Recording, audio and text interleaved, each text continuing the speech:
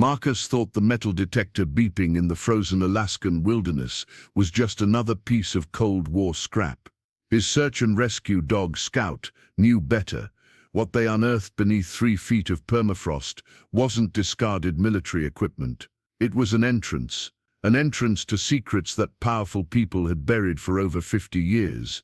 Secrets that would put both man and dog in the crosshairs of those who believed some truths should stay dead forever.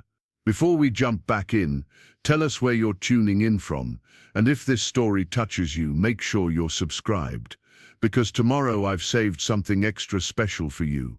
The Cessna 185 bucked against the fierce Alaskan headwinds as it descended toward the remote airstrip carved into the tundra 40 miles north of Fairbanks. Behind the controls, pilot Jake Morrison wrestled with the yoke, his weathered hands steady despite the turbulence that would have rattled a lesser aviator. In the passenger seat, Marcus Steele stared out at the endless expanse of white that stretched to every horizon, a landscape so vast and unforgiving it seemed to swallow sound itself. At 36, Marcus carried himself with the controlled stillness of a man who had learned to navigate the world's dangerous places. His dark hair was cropped short in a style that would never fully shake its military origins, though silver had begun threading through it at the temples. His face was angular and weathered from years spent outdoors, with deep-set grey eyes that missed little and revealed even less. A thin scar ran from his left temple to his jawline, a souvenir from an IED blast outside Kandahar that had ended his career as an army ranger and begun his long journey towards something resembling peace. He wore practical cold weather gear, layers of technical fabric and down that spoke of a man who understood the difference between surviving and merely enduring. His heavy boots had walked through snow in 3 different continents, and the tactical watch on his wrist had counted down missions in places that didn't officially exist on any map. But those days were behind him now, or so he told himself during the long nights when sleep refused to come. Beside him on the cabin floor lay Scout, a 4-year-old Belgian Malinois, whose intelligence and loyalty had made him legendary among the search and rescue community in Alaska. The dog was compact and powerful, his tan and black coat thick enough to handle temperatures that would kill an unprepared human in minutes. His dark eyes held an alertness that never seemed to dim, and his ears rotated constantly, monitoring sounds that human senses couldn't detect. Scout had been Marcus's partner for 2 years now, ever since Marcus had pulled himself out of the black hole that followed his medical discharge and found purpose in pulling other people out of their own disasters. The plane hit another pocket of turbulence, and Scout lifted his head, his eyes meeting Marcus's with the calm understanding that had developed between them. The dog had no fear of flying, no anxiety about the unknown terrain below. He trusted Marcus completely, and Marcus had learned to trust Scout's instincts even more than his own military training. Jake's voice crackled through the headset. About 10 minutes out now, weather stations reporting -28 degrees on the ground, winds gusting to 40. You sure about this, Marcus? This isn't exactly search and rescue season. Marcus adjusted his headset, his voice steady and controlled. I'm sure, Jake. The Hendersons have been missing for 4 days. Every hour we wait decreases their chances. The story was straightforward enough. Tom and Sarah Henderson, experienced wilderness photographers from Seattle, had hired a guide to take them to a remote section of the Arctic National Wildlife Refuge. They'd planned a 3-day shoot capturing the northern lights against the winter landscape. When they failed to check in at their scheduled time, their emergency contact had triggered a search that had already consumed 2 days and found nothing but empty wilderness. The Alaska State Troopers had called in Marcus and Scout because the area where the Hendersons had disappeared was too remote and too dangerous for conventional search methods. It required someone who could move fast and light across terrain that would kill the unprepared, someone whose partner could track scents across miles of frozen ground. It required someone who understood that in Alaska's winter wilderness, the difference between life and death was often measured in minutes. The airstrip appeared below them, nothing more than a cleared stretch of packed snow marked by reflective poles. Jake brought the plane down with the skill of someone who had been landing on impossible surfaces for 30 years. The skis touched snow with a soft hiss, and the Cessna slid to a stop near a small collection of buildings that served as the area's only connection to civilization. Marcus stepped out of the plane into air so cold it felt like inhaling broken glass. The wind cut through his layers and found every gap in his clothing, a reminder that nature here was not merely indifferent but actively hostile to human life. Scout bounded out behind him, his paws finding purchase on the packed snow as he immediately began sampling the thousands of scents that the wind carried across the tundra. Jake helped Marcus unload his gear from the plane. A specialized backpack designed for extended wilderness operations, a sleeping system rated for Arctic conditions, emergency medical supplies, communication equipment, and most importantly, a metal detector. The Henderson's guide had mentioned in his last radio transmission that they were investigating what appeared to be debris from an old military installation, possibly dating back to the Cold War era, when Alaska had been America's first line of defense against Soviet bombers. "I'll be monitoring Channel 16, Jake said, his breath forming clouds in the frigid air. "Weather's supposed to hold for the next 48 hours, but after that we're looking at a storm system that could shut down air operations for a week. You find them fast, or we're all going to be hunkering down until spring." Marcus shouldered his pack, the familiar weight settling into the grooves that years of similar loads had worn into his shoulders. "We'll find them."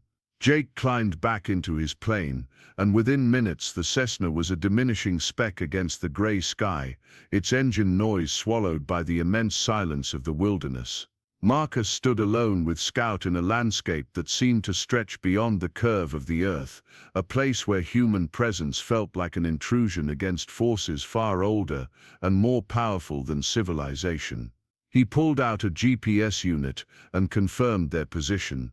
The Hendersons' last known location was 12 miles northeast, near what topographical maps marked as an unnamed ridge system. 12 miles across terrain that could hide 1,000 dangers beneath its deceptively smooth snow cover. 12 miles where a single mistake could mean death for everyone involved. "Come on, Scout," Marcus said softly, his voice the only human sound in the vast quiet. "Let's go to work." They set out across the tundra, Marcus breaking trail through snow that varied from ankle-deep to knee-deep depending on how the wind had sculpted it. Scout ranged ahead, his nose constantly working, following scent trails invisible to human senses. The dog moved with the efficiency of a predator, his paws barely breaking through the snow's surface crust, his body language alert but relaxed. The landscape around them was deceptively monotonous, an endless series of low ridges and shallow valleys covered in snow so pure it seemed to glow with its own light. But Marcus's trained eye caught the subtle variations that could mean the difference between safe passage and disaster. The way snow drifted around hidden rocks, the slight discoloration that might indicate unstable ground beneath, the patterns of wind that could either aid their progress or turn lethal without warning. After 2 hours of steady progress, Scout stopped suddenly, his head raised and his body rigid with attention. Marcus immediately halted, his own senses now focused on whatever had caught the dog's attention. In the distance, barely visible through the haze of wind-blown snow, he could make out what appeared to be a dark shape against the white landscape. Through binoculars, the shape resolved into a snowmobile, its bright red hull partially buried in a drift. Marcus felt his heart rate increase, not with fear but with the focused intensity that came when a mission shifted from search to potential rescue. Scout was already moving toward the abandoned machine, his nose low to the ground, following a scent trail that the wind hadn't yet erased. The snowmobile bore rental tags from Fairbanks, and its odometer showed it had traveled nearly 100 miles from its starting point. More importantly, there were supplies scattered around it, partially buried in snow. camera equipment, camping gear, and food containers that told the story of people who had abandoned their transportation in a hurry. Marcus examined the tracks around the snowmobile, reading the story written in the snow. 2 sets of boot prints led away from the machine, heading northeast toward the ridgeline. The tracks were partially filled but still visible, meaning they were probably less than 18 hours old. Scout circled the area, his movements becoming more focused as he locked onto the scent trail. "Good boy," Marcus murmured, running his hand along Scout's back. "Show me where they went." The trail led uphill through increasingly difficult terrain. The snow deepened, and the wind grew stronger as they gained elevation. Marcus found himself working harder to maintain the pace, his breathing forming ice crystals on his face mask. But Scout seemed energized by the strength of the scent trail, his movements becoming more purposeful as they climbed. It was Scout who found the first piece of debris. The dog stopped and began pawing at something partially buried in the snow, his behavior indicating he'd found something significant, but not dangerous. Marcus brushed away the snow to reveal a piece of metal, corroded and old, with Cyrillic lettering barely visible on its surface. Marcus felt a chill that had nothing to do with the temperature. Cyrillic lettering in this part of Alaska could mean only one thing. This was Soviet equipment, dating back to the decades when the Cold War was fought not just in the corridors of power, but in remote places like this, where both sides established secret installations to monitor each other's activities.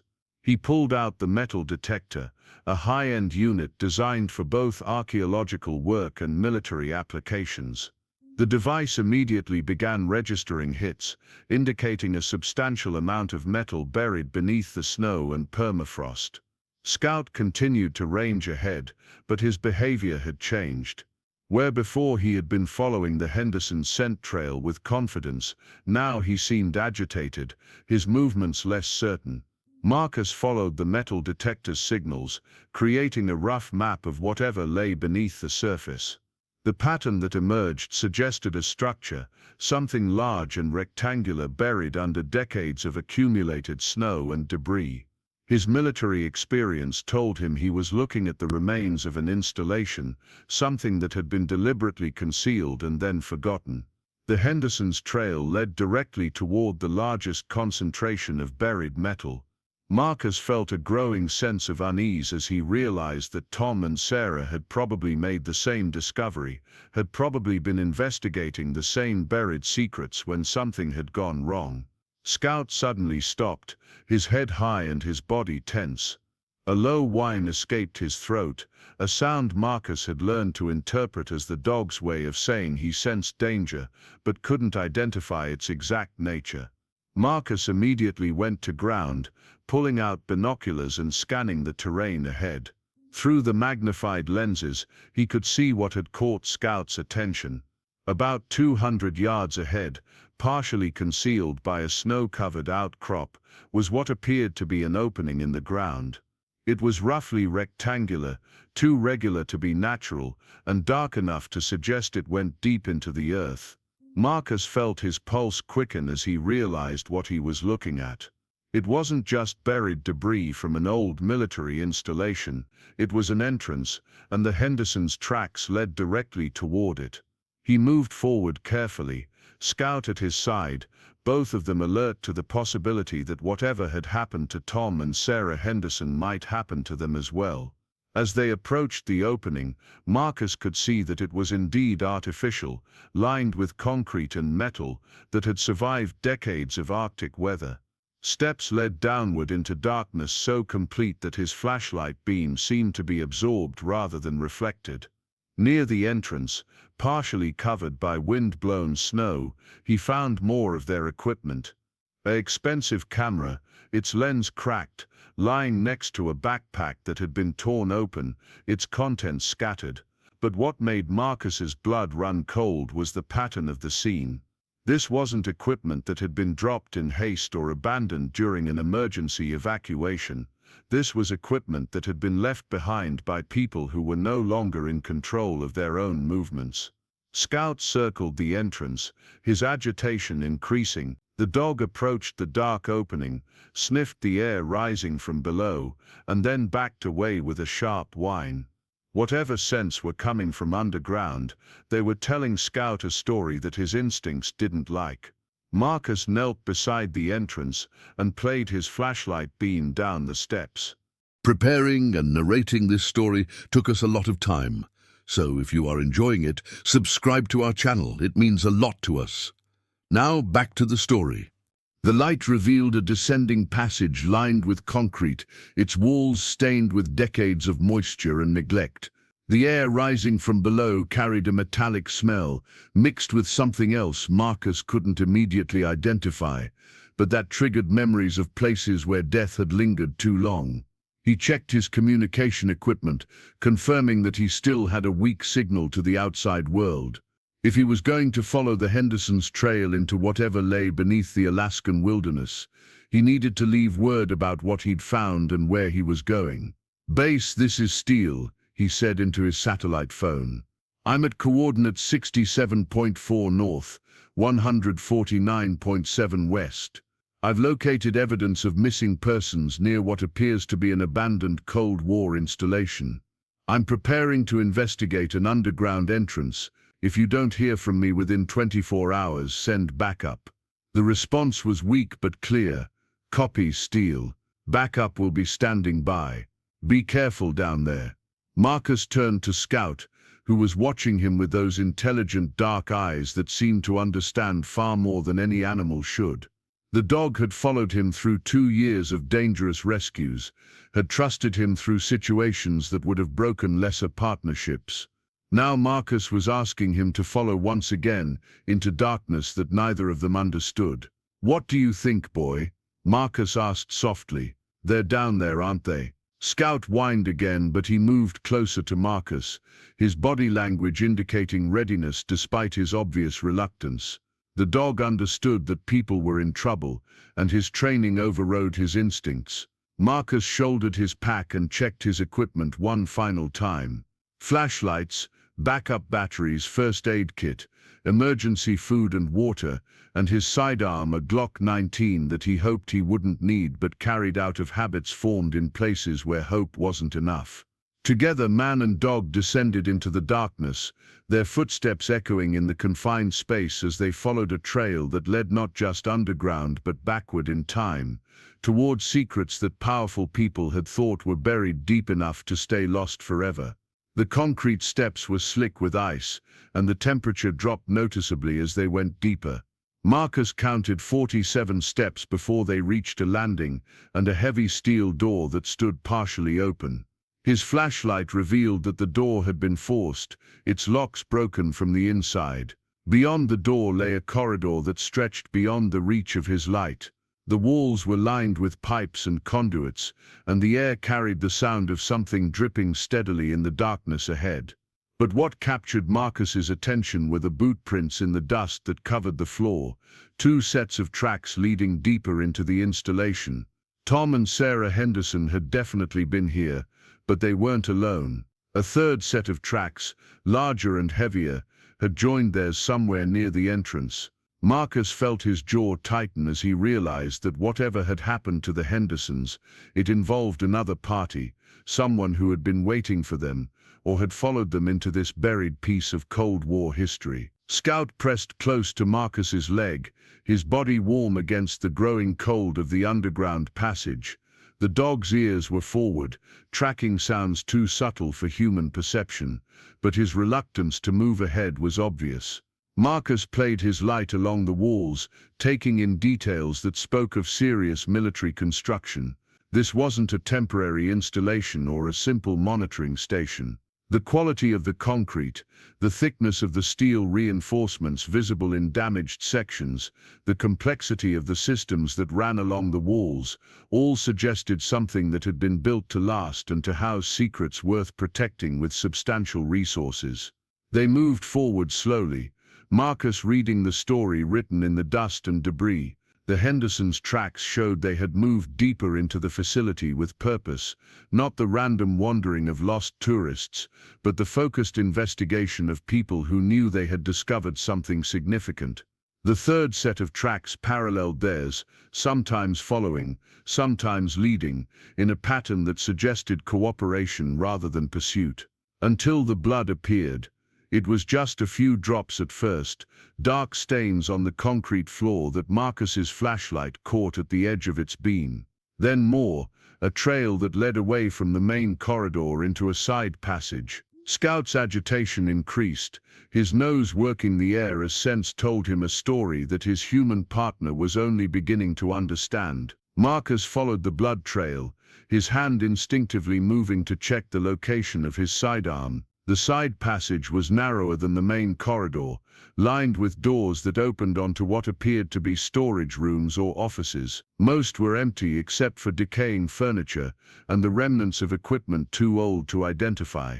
But one room was different. Marcus's flashlight revealed drag marks in the dust, leading to a heavy wooden desk that had been moved to block the door from the inside. Fresh scratches in the wood showed where something sharp had been used to pry at the door's frame. The blood trail led directly to this room and stopped. Marcus approached the blocked door carefully. Scout close beside him, he could hear something from the other side, a soft sound that might have been breathing, or might have been the building settling around them. He put his ear to the door and listened. "Tom, Sarah," he called softly. "This is Marcus Steele with Alaska Search and Rescue. If you can hear me, I'm here to help." The response was immediate, a weak voice barely audible through the heavy door. "Help us, please. He's coming back." Marcus felt relief and alarm in equal measure. The Hendersons were alive, but they were clearly in immediate danger from someone or something else in the facility. He began pushing against the desk, trying to move it away from the door, while Scout stood guard, his attention focused on the corridor behind them. "How many of you are in there?" Marcus asked as he worked to clear the door. "Two," came the reply, a woman's voice now, stronger but still frightened. "Tom's hurt. We've been hiding since yesterday. There's someone else down here, someone who doesn't want us to leave." The desk finally moved enough for Marcus to open the door. His flashlight revealed Tom and Sarah Henderson huddled in the corner of what had once been an office. Tom was pale and clearly in pain, holding his left arm against his body in a way that suggested a serious injury. Sarah was supporting him, her photographer's eye taking in Marcus and Scout with the rapid assessment of someone who had learned to evaluate potential threats quickly. "Thank God," Sarah whispered. "We thought we were going to die down here." Marcus quickly assessed Tom's condition. His arm was definitely broken, probably from a fall, and he was showing signs of shock and dehydration. But he was conscious and alert, which meant they could move him if necessary. "Who else is down here?" Marcus asked as he began administering first aid. "You said someone doesn't want you to leave." Tom's voice was weak but urgent. "We found this place 3 days ago. Started exploring, taking pictures, found rooms full of equipment, documents, things that looked important. Then yesterday morning, we heard someone else moving around, thought it might be another explorer, maybe someone who could help us get out." Sarah picked up the story, her voice tight with remembered fear. "But when we tried to make contact, he started hunting us, chasing us through the tunnels. Tom fell trying to get away from him, broke his arm. We managed to get into this room and block the door, but he's been out there. We can hear him moving around, searching." Marcus felt Scout tense beside him, the dog's attention suddenly focused on the corridor outside. A moment later, Marcus heard it too, the sound of footsteps echoing in the distance, someone moving through the facility with the confidence of long familiarity. "He's coming back," Sarah whispered, her face pale in the flashlight beam. Marcus quickly made his decision. Tom was in no condition to move quickly, and carrying him would slow them down too much if they needed to evade pursuit. But staying in the blocked room would eventually become a trap if their pursuer was determined enough. "We need to understand what we're dealing with," Marcus said quietly. This facility, whatever it is, someone's been living here or at least using it regularly. Someone who knows it better than we do, and who doesn't want witnesses to whatever he's protecting. Scout's low growl indicated that the footsteps were getting closer. Marcus positioned himself near the door, his hand on his weapon, while Scout took up a position where he could watch both the door and the Hendersons. The footsteps stopped directly outside their hiding place. In the silence that followed, Marcus could hear breathing, someone standing just on the other side of the door, listening. Then a voice spoke, muffled but clear, with an accent that made Marcus's blood run cold. "I know you are in there, Amerikansky. You have brought friends, but this changes nothing. You have seen too much. You cannot leave." The voice was older, gravelly, speaking English with the distinctive accent of someone who had learned it as an adult in another era. But more than the accent, it was the tone that set off alarm bells in Marcus's military-trained mind. This was the voice of someone who had killed before, and would kill again without hesitation. Marcus looked at the Hendersons, seeing his own realization reflected in their frightened faces. They hadn't just discovered an abandoned Cold War facility. They had stumbled into something that was still active, still operational, still worth killing to protect. And now they were all trapped underground with someone who had decades of experience in making problems disappear permanently. Scout pressed against Marcus's leg, the dog's warmth and solid presence, a reminder that even in the darkest places, loyalty and training could provide an edge. Marcus had been in worse situations, had faced enemies who were better armed and more numerous. But he had never been responsible for civilians who couldn't defend themselves, and he had never faced an enemy who knew the battlefield as intimately as this one clearly did.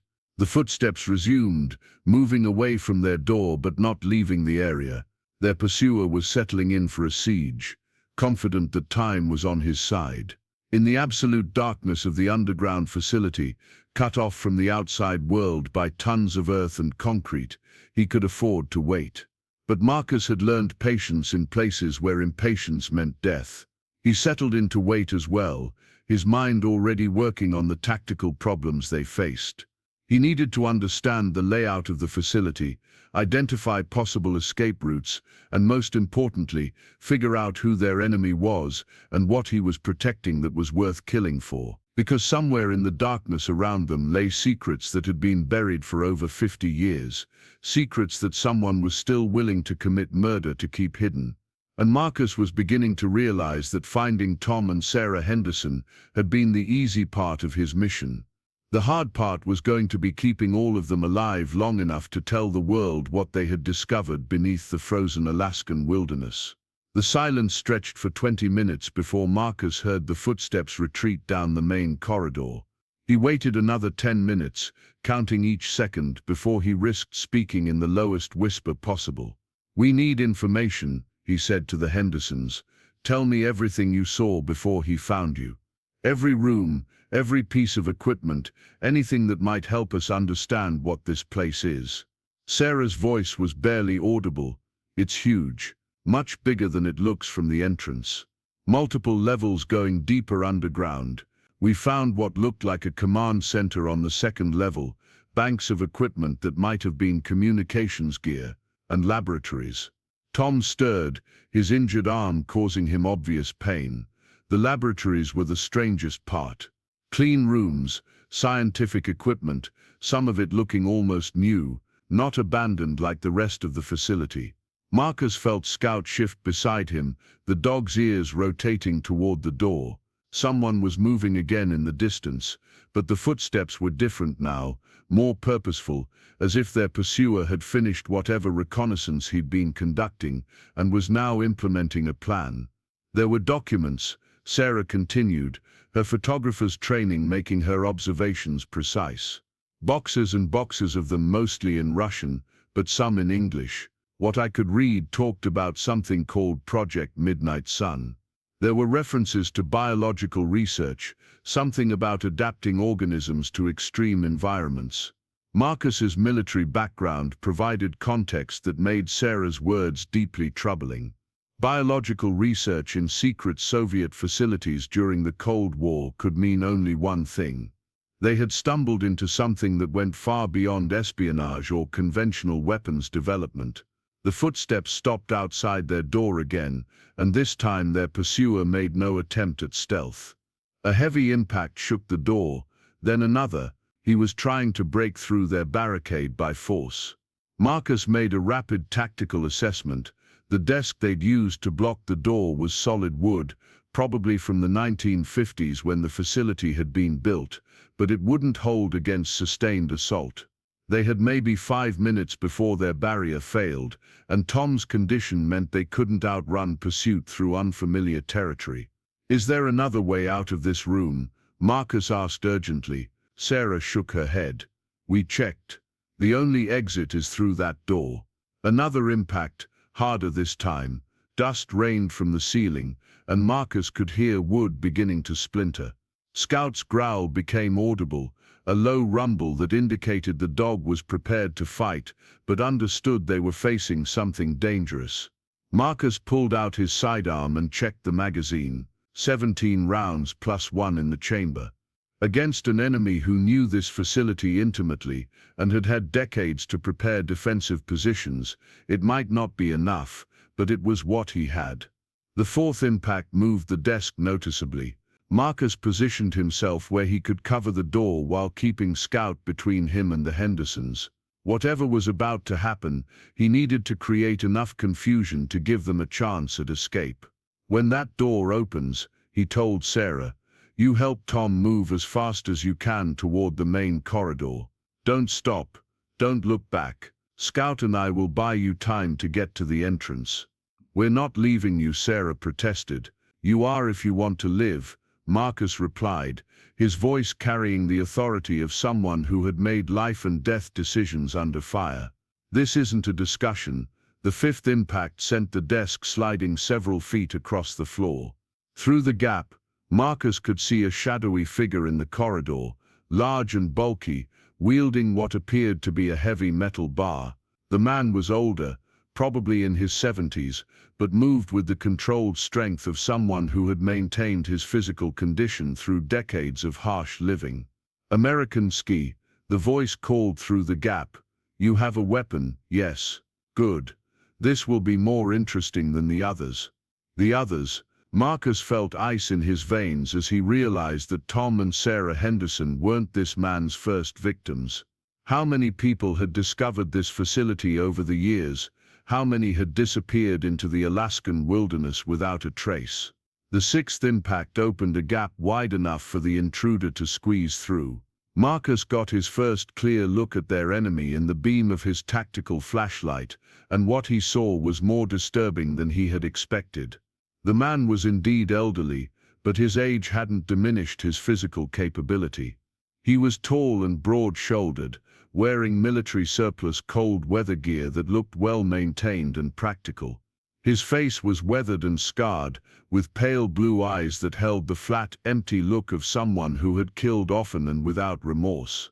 Most disturbing was his obvious familiarity with the facility and his calm confidence in the face of an armed opponent. "My name is Dmitry Volkov," the man said, his English heavily accented but precise. "I am the custodian of this place. You are trespassing on property of the Union of Soviet Socialist Republics."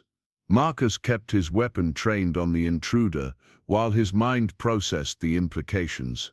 The Soviet Union had ceased to exist over 30 years ago, but this man spoke as if it still held authority. Either he was delusional, or he was protecting something so sensitive that he had maintained his post long after his government had collapsed. "The Cold War is over," Marcus said evenly. "Whatever you're protecting here, it's not worth killing innocent people." Volkov's laugh was harsh and humorless. "The Cold War will never be over, soldier. It only changes battlefields. And there are no innocent people here, only witnesses to what must remain hidden."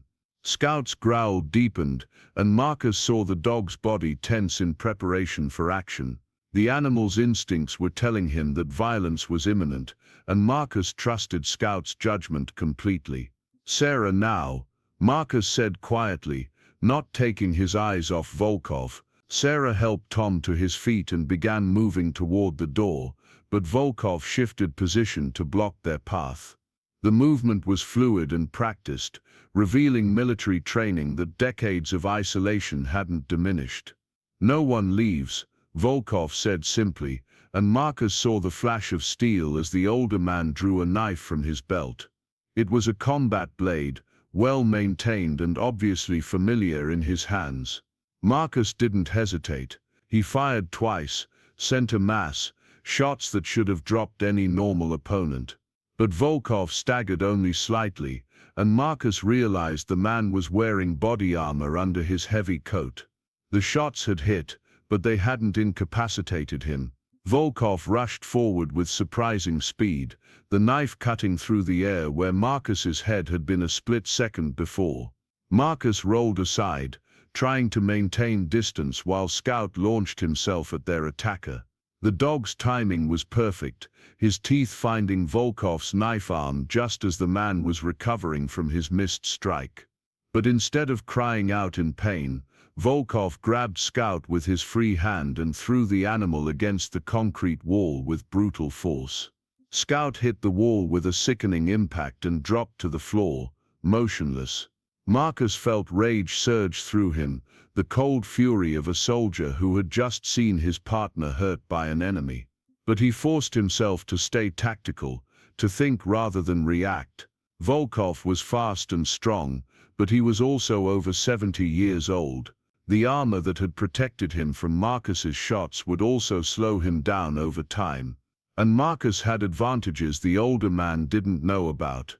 Marcus feinted left, then dove right, putting the overturned desk between himself and Volkov. The older man pursued, his knife work professional, but increasingly aggressive as he tried to end the fight quickly.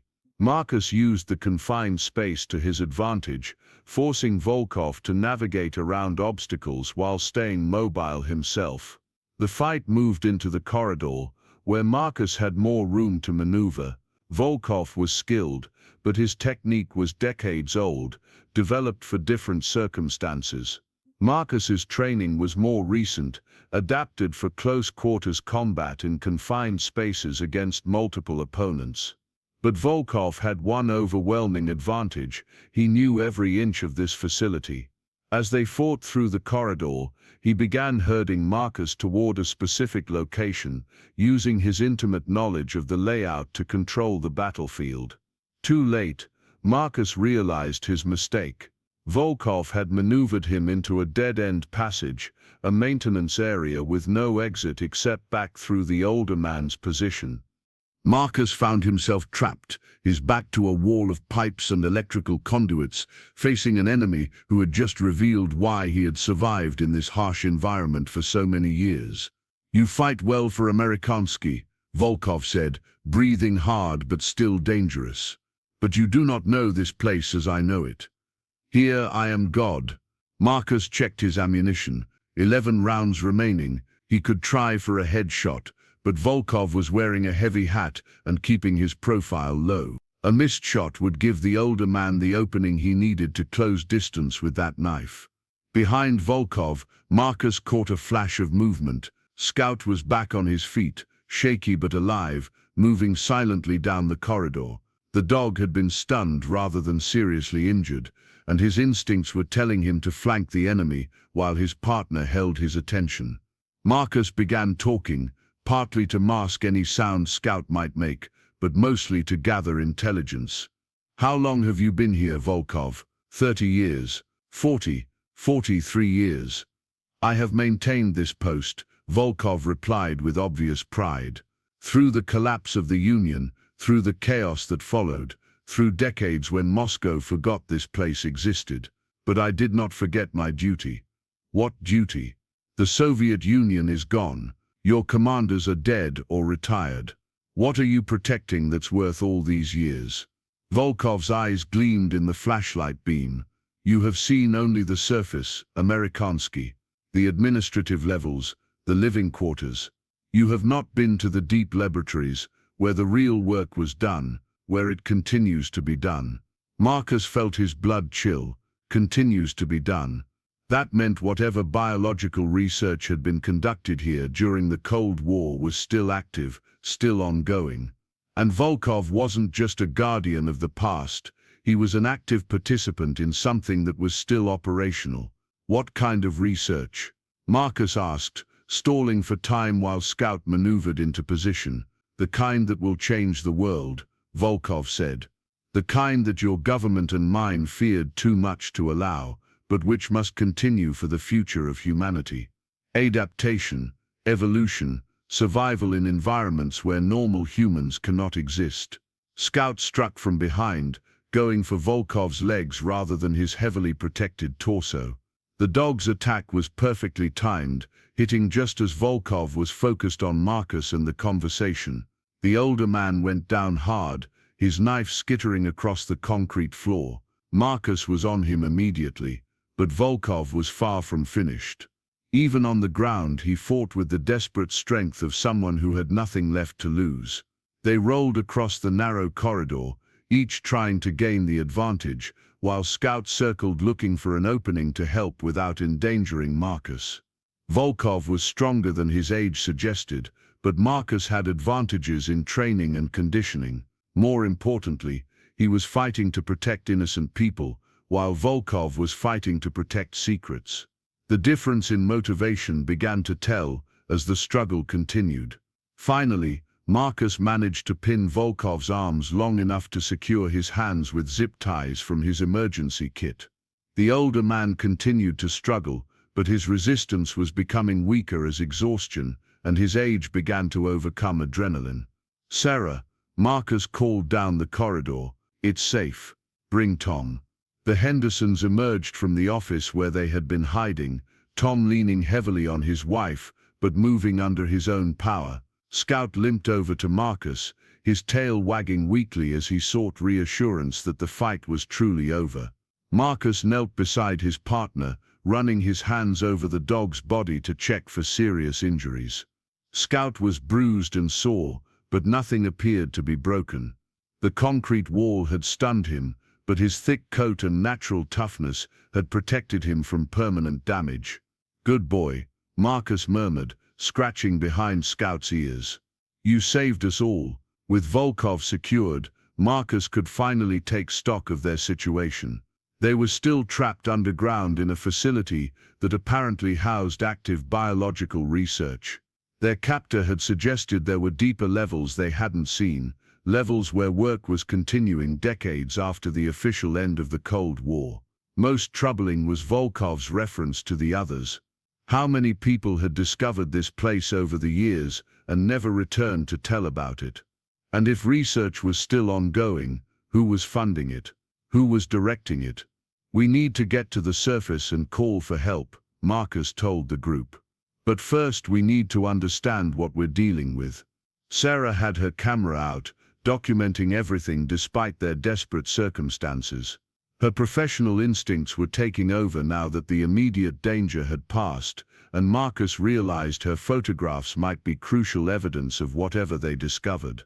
Volkov mentioned deep laboratories. Marcus said, "Research that's still active. We need to see what's down there before we leave." Tom shook his head weakly. "Marcus, I can barely walk. Sarah shouldn't be risking herself for whatever's down there. We should get out while we can." Marcus understood Tom's concern, but his military training was telling him they were dealing with something potentially catastrophic. If biological research was continuing in an unmonitored facility, the implications for public safety were enormous. "I'll go alone," Marcus decided. "Scout and I will do a quick reconnaissance of the lower levels while you and Sarah head back to the entrance. If we're not back in 2 hours, get yourselves to the surface and call for every kind of backup you can think of." But Volkov, despite his restraints, was listening to their conversation. He began to laugh, a sound that echoed strangely in the concrete corridor. "You think you can just leave," he said in heavily accented English. "You think this place will let you go so easily? The entrance you came through is not the only way in and out, Amerikansky. And there are others here who will not be as easy to defeat as one old man." Marcus felt Scout tense beside him as the dog's ears picked up something human hearing couldn't detect. In the distance, echoing through the facility's ventilation system, came the sound of voices, multiple voices, speaking in Russian, getting closer. They weren't dealing with a lone guardian protecting forgotten secrets. They were dealing with an active installation, possibly with a staff that Volkov had been in contact with all along. The fight they had just won was only the beginning of their problems. Marcus quickly assessed their options. Tom was in no condition for extended combat or flight. The entrance they had used was potentially compromised if Volkov's people knew about it. And somewhere in the levels below them, research was continuing that might represent a threat far beyond their personal survival. "Sarah, help me search Volkov," Marcus said urgently. "He might have communication equipment, keys, anything that could help us understand the layout of this place." Sarah moved to help while Tom stood watch, despite his injured arm. Scout positioned himself where he could monitor both the corridor they had come from and the direction of the approaching voices. Volkov's pockets yielded a wealth of information, a handheld radio, currently silent but obviously functional. A set of keys that looked like they might open security doors throughout the facility. A small notebook filled with entries in Russian, dates and numbers that looked like they might be some kind of log or inventory. Most significantly, they found a detailed map of the facility, hand-drawn and annotated in both Russian and English. The map showed 5 levels underground, with the entrance they had used accessing only the first level. The deeper levels were marked with symbols that looked ominous even without translation, and several areas were marked with warnings in multiple languages. Biohazard containment, Sarah read from one of the English annotations, Level 4 isolation protocols. Emergency sterilization procedures. The voices were getting closer, and Marcus could now make out at least 3 distinct speakers. They were discussing search patterns, coordinating their response to whatever alarm Volkov's failure to check in had triggered. Marcus made his decision with the rapid certainty that had kept him alive through multiple combat deployments. They couldn't reach the surface without going through hostile forces who knew the terrain better than they did. They couldn't stay where they were without eventually being overwhelmed by superior numbers. But they could go deeper. The lower levels, Marcus said, showing the others the map. "Look at this. Level 5 has multiple exits marked, including what looks like an emergency tunnel that comes out nearly a mile from the main entrance. If we can reach it, we can get out without fighting through their people." Tom looked at the map with growing alarm. "Marcus, those warnings about biohazard containment. What if whatever they're researching down there is dangerous? What if we're walking into something worse than armed guards?" "We'll find out," Marcus replied, checking his remaining ammunition and making sure Scout was ready to move. "But staying here guarantees we'll be captured or killed. Going deeper at least gives us a chance." The sound of boots on concrete was now clearly audible, coming from multiple directions. Volkov's people had found their position and were moving to surround them. In minutes they would be trapped with no options, except surrender to people who had already demonstrated they were willing to kill to protect their secrets. Marcus helped Tom to his feet, noting that the injured man was showing signs of shock and exhaustion that made their situation even more desperate.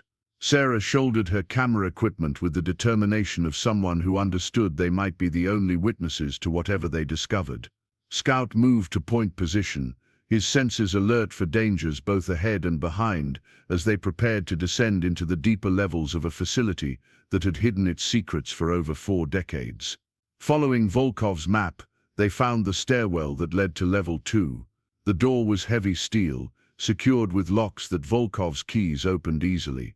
Beyond the door, the facility's character changed dramatically. Where the upper level had been utilitarian but recognizable as a military installation, Level 2 was clearly designed for scientific research. The corridors were wider, with heavy electrical conduits running along the ceiling to power equipment that required substantial energy. The air smelled of chemicals and ozone, with an underlying sterile quality that reminded Marcus of military medical facilities. Laboratory doors lined both sides of the corridor, most of them secured with electronic locks that were still functional despite the facility's age. Through reinforced glass windows they could see workbenches, equipment, and in some cases specimens in various states of preservation. But what caught Marcus's attention were the signs of recent activity. Fresh paperwork on desks, computer terminals that were powered on and displaying data, equipment that hummed with electrical activity. Whatever research had been conducted here during the Cold War, it had never stopped. "This is impossible," Sarah whispered, her camera documenting everything as they moved through the laboratory level. "Who's been funding this? Who's been supplying equipment and materials?" Marcus was wondering the same thing. Maintaining a facility of this sophistication in one of the most remote locations on Earth required substantial resources and regular supply runs. It couldn't be done without government-level support. But from which government? Scout suddenly stopped, his body rigid with attention. The dog was staring at one of the laboratory doors, his nose working the air as he analyzed scents that told him a story Marcus couldn't read. The door was labeled in both Russian and English, "Environmental Adaptation Laboratory, authorized personnel only." Through the reinforced window, Marcus could see what appeared to be environmental chambers, sealed units that could simulate different atmospheric conditions, temperatures and pressures. Several of the chambers were active, their status lights indicating they were maintaining specific conditions for whatever was inside them. But it was the movement in one of the chambers that made Marcus's blood run cold. Something was alive in there, something that moved with purpose and intelligence, something that shouldn't exist in any environment Earth could naturally provide. The laboratory door was secured with both mechanical and electronic locks, but Volkov's keys worked on the mechanical components, and the electronic system appeared to have been disabled years ago. Marcus opened the door cautiously, Scout at his side, while the Hendersons waited in the corridor. The environmental chambers were larger than they had appeared through the window, each one the size of a small room with its own life support system. The nearest chamber was set to simulate conditions that Marcus recognized from his Arctic training: temperature far below zero, atmospheric pressure reduced to simulate high altitude, humidity controlled to prevent ice formation. Inside the chamber, adapted to these brutal conditions, was something that had once been human. The figure was tall and lean, its skin pale and modified with what appeared to be subcutaneous insulation. Its eyes had adapted to low-light conditions, becoming larger and more sensitive. Its hands and feet showed modifications that would allow it to function in extreme cold, with enhanced circulation and altered bone structure. But most disturbing was its obvious intelligence. The modified human looked directly at Marcus through the chamber's viewing port, its altered eyes showing recognition and communication. It moved to a communication panel inside the chamber and began typing on a keyboard, words appearing on a screen visible from outside. "You are not Dmitri," the message read. "Are you here to help us?" Marcus felt the world tilt as he realized the full scope of what they had discovered. This wasn't just research into environmental adaptation. This was human experimentation on a scale that defied comprehension, conducted over decades, creating modified humans adapted to survive in conditions where normal people would die within minutes. Sarah appeared beside him, her face pale as she read the message on the screen. "My God, Marcus, how many of them are there?"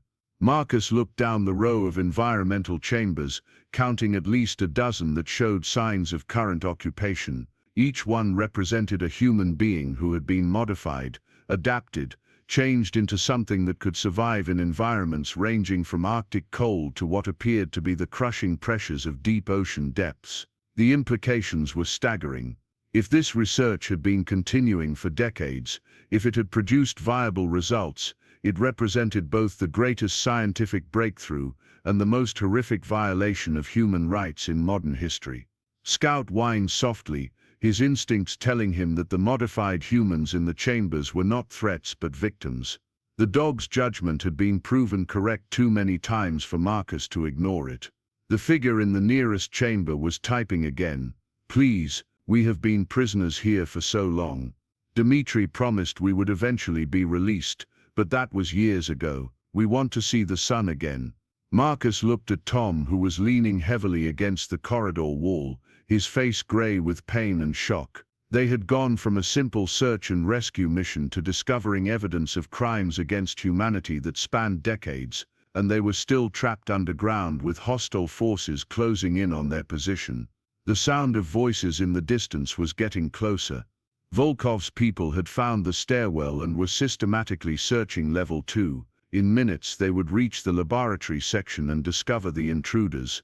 Marcus made a decision that would haunt him for the rest of his life. He couldn't free the modified humans without proper medical support and facilities to house them safely. He couldn't guarantee their safety if he released them into an environment they might not be able to survive. But he could document their existence and ensure the world learned what had been done to them. "Sarah, photograph everything," he said urgently. "Every chamber, every piece of equipment, every document you can find. This has to be documented before we leave." While Sarah worked frantically to record evidence, Marcus studied the facility map, looking for their escape route to level 5. The route led through areas marked with increasingly ominous warnings, but it was their only chance of reaching the emergency tunnel that could get them to the surface. The modified human in the nearest chamber was typing again, its messages becoming more desperate as the sounds of approaching searchers grew louder. "Don't leave us here, please. We are still human inside." Marcus pressed his hand against the viewing port, making eye contact with the modified human inside. He had made difficult decisions before in combat situations where there were no good choices, but this was different. This was abandoning people who had already suffered unimaginably at the hands of those who saw them as experimental subjects rather than human beings. But Tom was barely conscious now, leaning on Sarah for support. Scout was showing signs of fatigue from his earlier injury, and the approaching voices indicated they had only minutes before discovery. "I'll come back," Marcus said to the figure in the chamber, not sure if it could hear him through the thick glass but hoping his intent would be clear. "I promise, I'll bring help." The modified human nodded, its altered features showing an expression that was unmistakably human despite the physical changes. Hope mixed with resignation born of years of disappointment. Marcus helped Tom toward the stairwell leading to level 3, Sarah following with her camera and the precious evidence they had gathered. Scout took point again, his senses alert for new dangers as they descended deeper into a facility that was revealing horrors beyond anything they had imagined. Level 3 was different again, more heavily secured and showing signs of even more recent activity. The corridors were lined with additional warning signs, and the air carried a metallic taste that spoke of sophisticated air filtration systems working to contain something dangerous. But Marcus no longer had the luxury of careful exploration.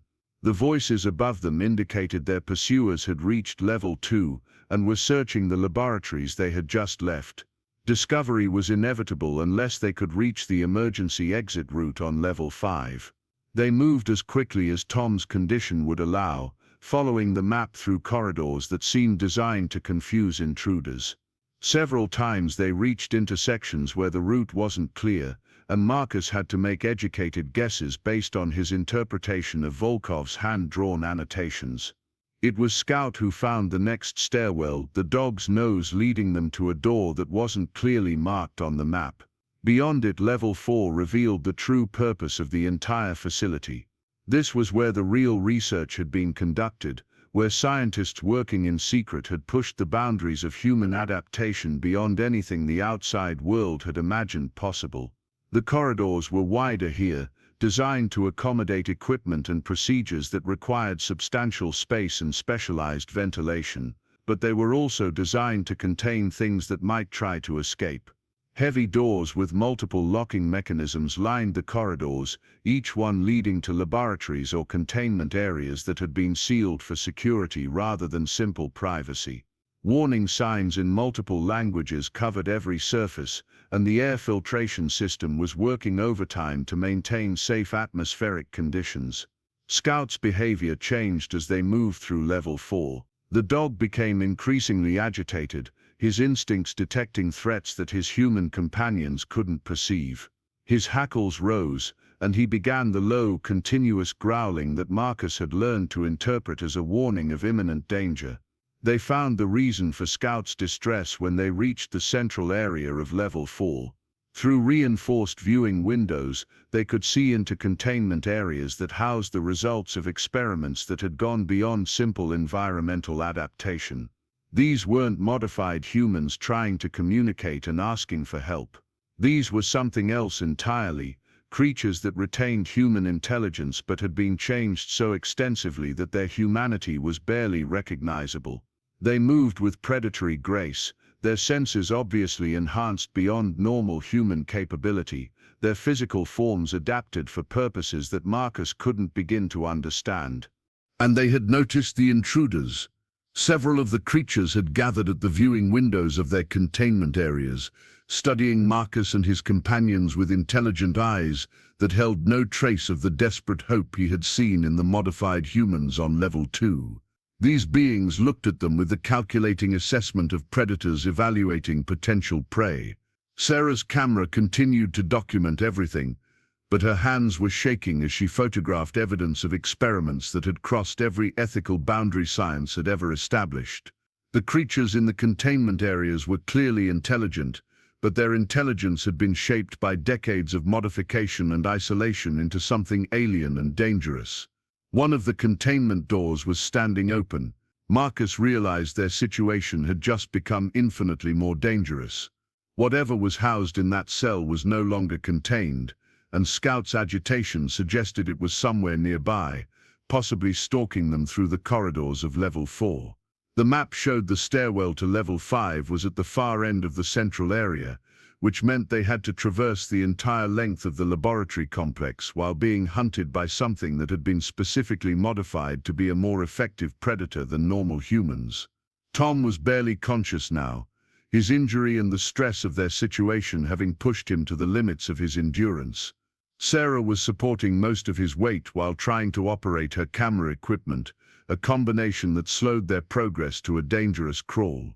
Marcus made another tactical decision. He couldn't carry Tom and maintain effective security at the same time, but they couldn't leave him behind. Scout was their early warning system, but the dog was still showing effects from his earlier injury. We stay together, Marcus decided. Whatever's loose down here, it's been isolated from normal human contact for who knows how long. It might be more curious than hostile. Even as he said it, Marcus didn't believe it. The intelligence he had seen in those modified eyes hadn't looked curious. It had looked hungry. They began moving through the central laboratory area, Marcus leading with his weapon ready, Scout ranging slightly ahead but staying close enough to provide immediate warning of threats. Sarah helped Tom maintain the pace while documenting everything they saw. The laboratories they passed showed evidence of research that had continued for decades beyond the official end of the Cold War. Equipment that looked modern mixed with older Soviet-era technology, creating hybrid systems that could conduct experiments impossible in either era alone. But it was the documentation they found scattered throughout the laboratories that revealed the true scope of what had been accomplished here. Research notes in multiple languages, progress reports detailing successful modifications, and most chilling of all, recruitment records showing how subjects had been acquired for the various experiments. Many of the names were Russian, probably volunteers or conscripts from the Soviet military who had been assigned to the project. But there were also names from other countries, including several American servicemen who had been listed as missing in action during various Cold War conflicts. Marcus felt sick as he realized they weren't just looking at evidence of unauthorized human experimentation. They were looking at evidence of international kidnapping and human trafficking on a scale that had operated undetected for nearly half a century. Scout suddenly froze, every muscle in his body taut with alarm.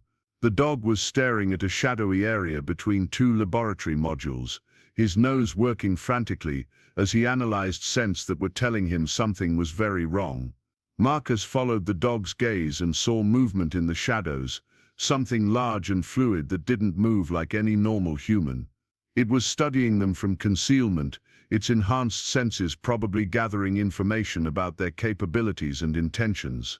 "Don't run," Marcus said quietly to Sarah and Tom. Sudden movement might trigger pursuit behavior. Keep moving toward the stairwell, but don't rush. The creature in the shadows began to parallel their movement, staying in cover but clearly tracking their progress through the laboratory area. Marcus could catch glimpses of it occasionally, enough to confirm that it retained human intelligence, but had been physically modified to an extent that made it something entirely new. Scout's growling intensified, and Marcus realized the dog was trying to warn him of something his human senses hadn't detected. There was more than one creature loose on level 4, and they were being herded toward a specific location. The stairwell to level 5 was directly ahead, but as they approached it, Marcus could see that the door had been damaged. Heavy gouges in the metal suggested something with considerable strength had been working to break through the security barriers. Whatever research had been conducted on level 5, something had tried very hard to escape from it, and based on the damage patterns it might have succeeded. Marcus reached the stairwell door and found it partially open, the electronic locks damaged beyond repair. Through the gap he could see stairs descending into darkness that his flashlight couldn't fully penetrate. Behind them, the creatures that had been stalking them through level 4 were getting bolder, moving closer and making sounds that were partly human and partly something else entirely. They were being forced to choose between the known danger behind them and the unknown threats waiting in the darkness below. Scout made the decision for them. The dog squeezed through the gap in the stairwell door and began descending the stairs, his instincts telling him that whatever lay ahead was preferable to what was pursuing them. Marcus helped Sarah get Tom through the door, then followed, pulling the damaged portal closed behind them as much as possible. It wouldn't keep their pursuers out for long, but it might buy them enough time to reach the emergency exit tunnel. Level 5 was unlike anything they had encountered in the upper levels. The facility here was older, the architecture suggesting it had been built during the earliest phases of the project, when the research goals had been different and possibly even more ambitious than what they had seen above. The corridors were wider and higher, designed to accommodate something larger than normal humans. The walls were lined with containment cells that were built like maximum security prison units, with multiple layers of barriers and security systems that had been maintained even when much of the facility's upper levels had been allowed to deteriorate.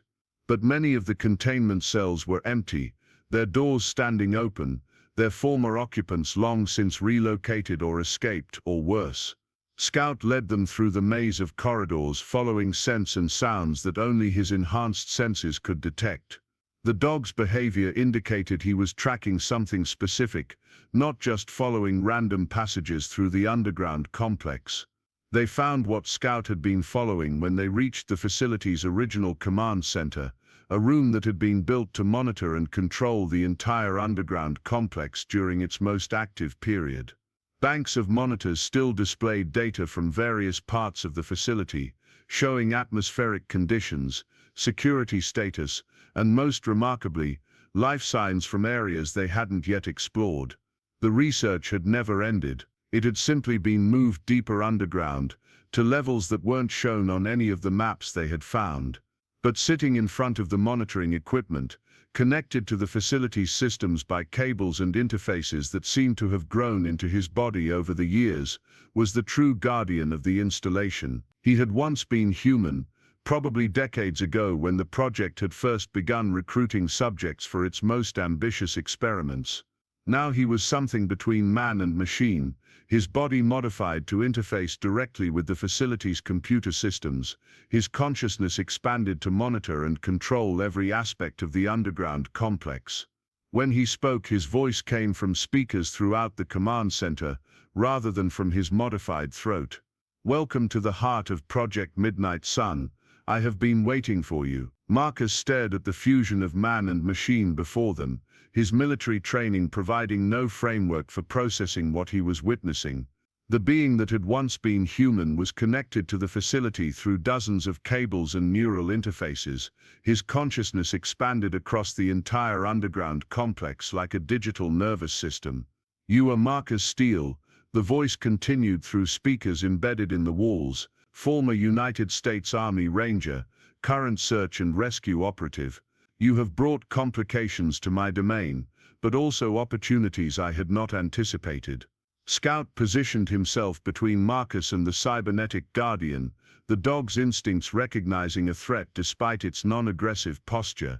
Sarah continued photographing, her camera capturing evidence that would reshape understanding of Cold War biotechnology if they survived to share it. "Who are you?" Marcus asked, keeping his weapon ready while Tom leaned heavily against a control console, his injury sapping what remained of his strength. "I was Dr. Pavel Kaczynski, chief researcher for Project Midnight Sun. That identity ceased to be relevant approximately 37 years ago when I chose integration with the facility systems rather than death from terminal cancer. I am now something beyond individual identity." The monitors surrounding them displayed feeds from throughout the complex, showing the modified humans in their environmental chambers, the predatory creatures stalking the upper levels, and most disturbing of all, additional levels extending deeper underground that weren't on any map they had found. The project never ended, Marcus realized. The Soviet Union collapsed, but the research continued. "Governments are temporary constructs," the entity replied. "Scientific advancement transcends political boundaries." What began as a Cold War initiative evolved into something far more significant. Humanity's survival depends on adaptation to environments that will become necessary as Earth's climate changes and space exploration expands.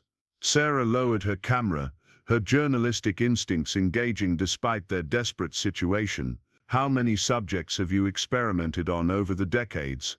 How many people have disappeared into this facility?" Disappeared is an inaccurate term. They were transformed, elevated beyond their original limitations. Some became environmental specialists capable of surviving in conditions that would kill unmodified humans within minutes. Others became enhanced predators designed for extreme scenarios. The most successful joined with technology as I have done. Marcus felt revulsion at the casual dismissal of human rights and dignity, but he forced himself to focus on their immediate survival. "What do you want from us?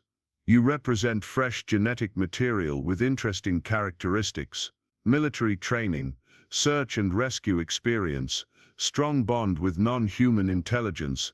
The entity gestured toward Scout.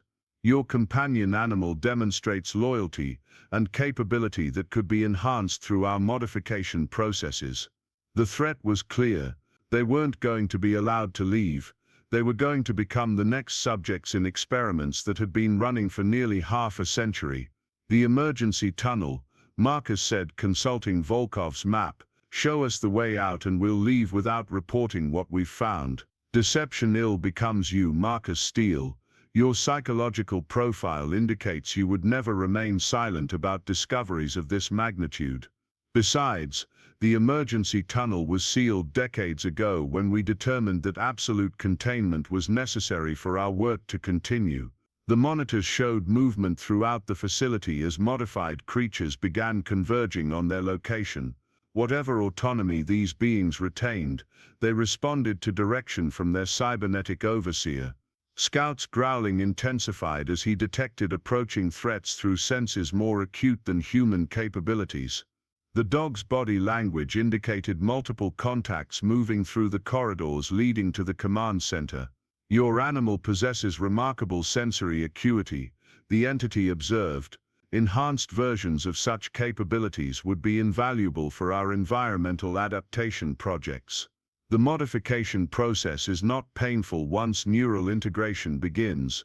Marcus made his decision with the same tactical clarity that had kept him alive through combat deployments. They couldn't fight their way through an entire facility of enhanced beings. They couldn't negotiate with something that saw them as experimental material rather than sentient individuals, but they might be able to exploit the entity's scientific curiosity. "You want fresh subjects for your research," Marcus said, "but we're not your only option. There are search teams looking for us right now. Alaska state troopers, federal agents, military personnel. If we disappear, they'll eventually find this facility." "Unlikely. This installation has remained undetected for decades, despite multiple searches. Our concealment protocols are thorough." maybe 30 years ago, but technology has advanced since then. Satellite thermal imaging, ground-penetrating radar, seismic monitoring equipment that can map underground structures from orbit. How long do you think your concealment will last against modern detection methods? For the first time since they had entered the command center, the entity paused. The monitors flickered as processing power was diverted to analyzing Marcus's claims. Sarah understood what Marcus was attempting and joined the psychological offensive. We're not the only ones who know about this place. Our investigation has been documented, shared with federal authorities, uploaded to secure servers. Our disappearance will trigger a comprehensive search, using every resource the government can deploy. Furthermore, Tom added weakly, climate change research is now a global priority. If your modifications actually work, if you've solved adaptation problems that mainstream science is struggling with, the outside world needs that information. Hiding it serves no purpose. Marcus watched the entity's reaction through the multiple camera feeds displayed on the monitors. Its cybernetic enhancements allowed unprecedented multitasking, but they also created potential vulnerabilities. Every sensor in the facility was feeding information to a single consciousness, creating both omniscience and overload. Scout suddenly moved, not toward the cybernetic entity, but toward a section of the command center that housed backup power systems. The dog began sniffing around electrical conduits, his behavior indicating he had detected something significant. Following Scout's instincts, Marcus examined the power distribution systems.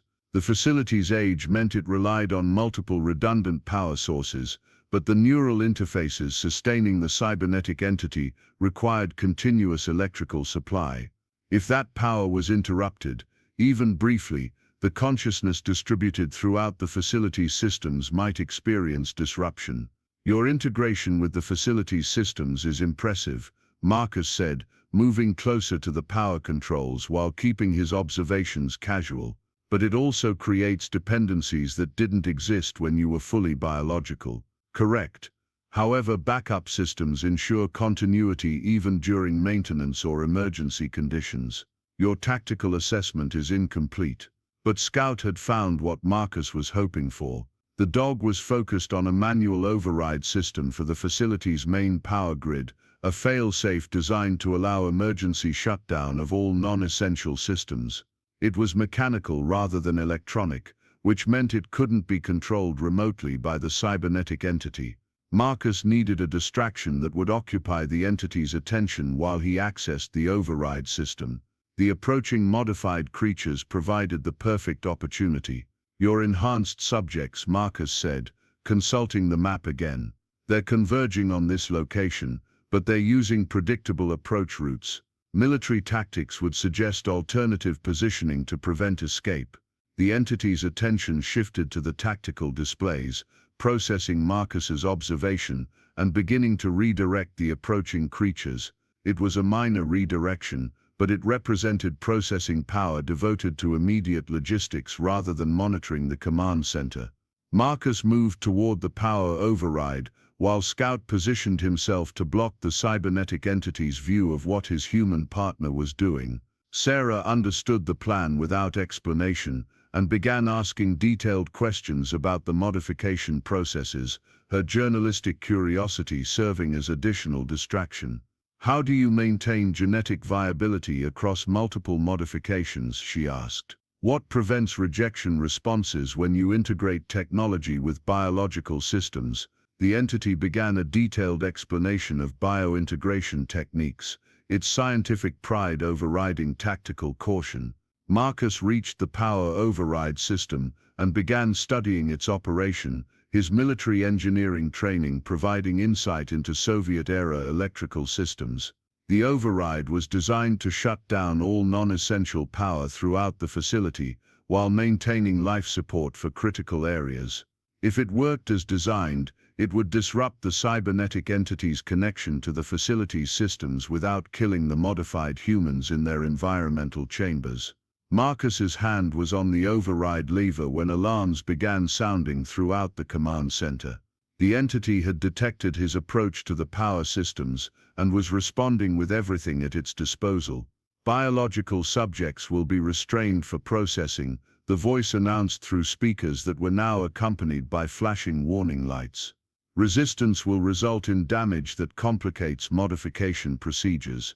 The first of the enhanced creatures entered the command center, moving with fluid grace that demonstrated successful integration of predatory modifications. It was followed by others, each adapted for different environments and purposes, but all responding to direction from their cybernetic overseer.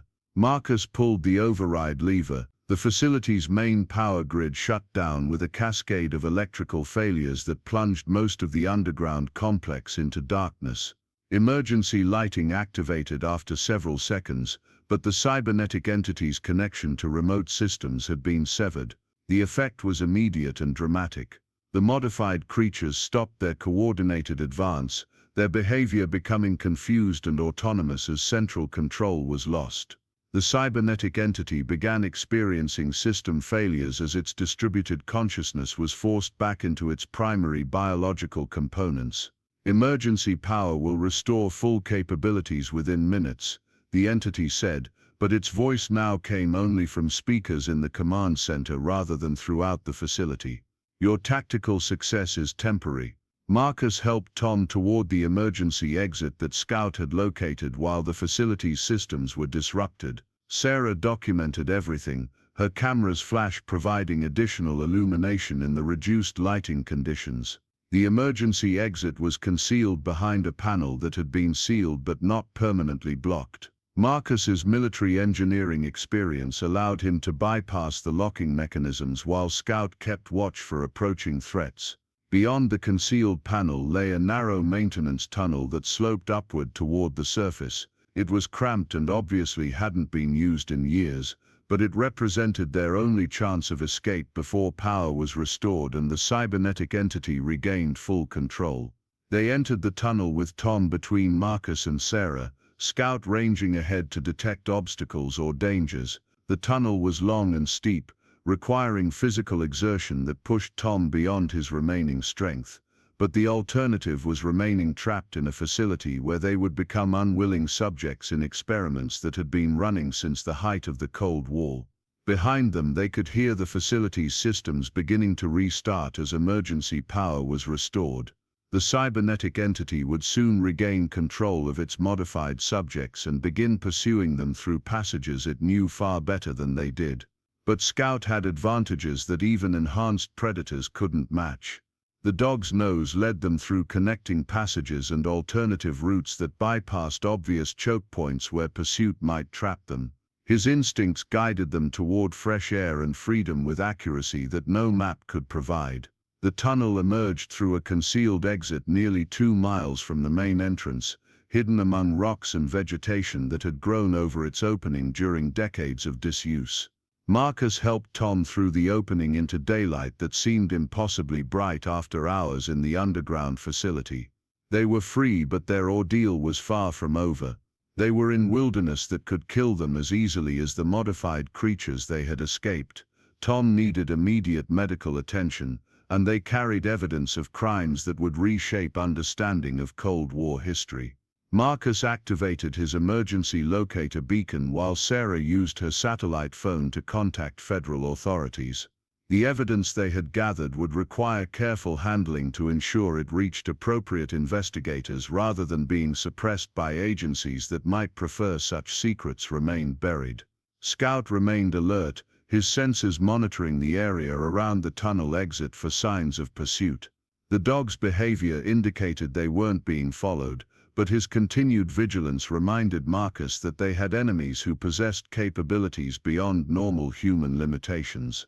The rescue helicopter appeared on the horizon within an hour, its arrival coordinated through emergency services that had been searching for them since their scheduled check-in had failed. As medical personnel attended to Tom's injuries and federal agents secured the evidence Sarah had documented, Marcus reflected on discoveries that would change everything. Project Midnight Sun had achieved scientific breakthroughs that mainstream research couldn't imagine, but at costs that violated every ethical principle governing human experimentation. The modified humans in their environmental chambers deserved rescue and rehabilitation. The predatory creatures represented threats that required careful containment, and the cybernetics entity controlling everything posed questions about consciousness and identity that science wasn't prepared to answer. As their helicopter lifted away from the Alaskan wilderness, Marcus could see federal vehicles converging on the facility's main entrance. Teams of specialists were preparing to enter an underground complex that contained both wonders and horrors in equal measure. Scout settled beside him in the aircraft, the dog's warmth and solid presence a reminder that loyalty and courage could triumph even in the darkest circumstances. They had survived an encounter with secrets that powerful people had killed to protect, and they had emerged with evidence that would ensure those secrets finally came to light. The facility beneath the frozen Alaska tundra would soon be exposed to oversight and investigation that had been absent for nearly half a century. The modified humans would receive care and rehabilitation, the dangerous creatures would be contained or humanely managed, and the cybernetic entity would face questions about its decades of unauthorized human experimentation.